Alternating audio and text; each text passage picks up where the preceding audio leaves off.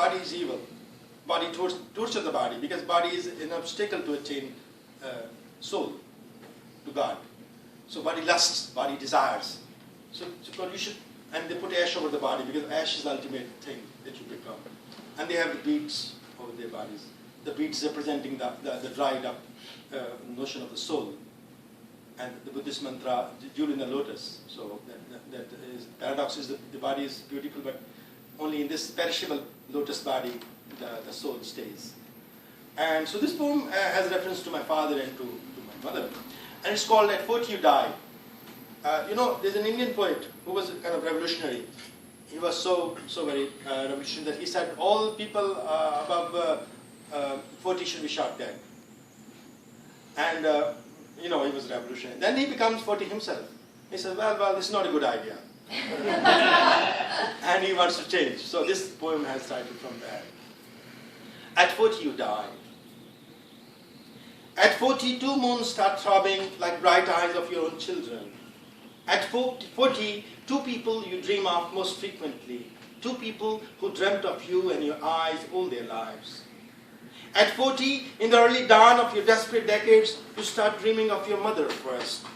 She comes limping like a wounded cockroach from the other world to clasp your sweaty palms, to kiss your eyebrows, withering under the blind stare of a merciless sun, to complain of tulips that faded under the blind stare of a merciless sun. At 40, you dream of your father frequently, a Buddha or an exhausted God, a lion repentant for a lifetime, a familiar stranger who made you what you are in your dreams and then left you alone on the bleeding mule paths of life. At 40, you see him everywhere, in the creases of your skin, in your puffed out eyelids, in your fluffy temples, where 2 crescent moons appear, silvery and savage, like ensuing life's itinerary. At 40, he lusts in the crazed fields of your blood vessels.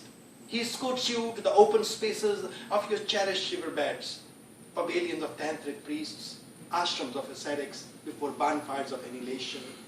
He guides you to the boglands of his fond memories, where once his beloved women lived, and then left him one by one. At 40, your own woman's mouth starts smelling of deceit, a bearer's mask, a masculine leer along the canyons of your body.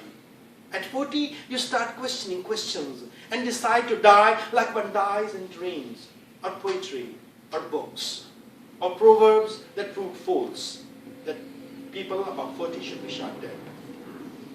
You resolve what you didn't all your life, to reach out to touch the rim of unheard horizons, elusive Shangri-Las, from where no return to the exquisite valleys of life is possible.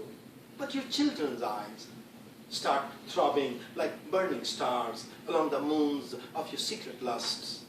At 40, you die to be barred again and again and again in the theater of your children's eyes.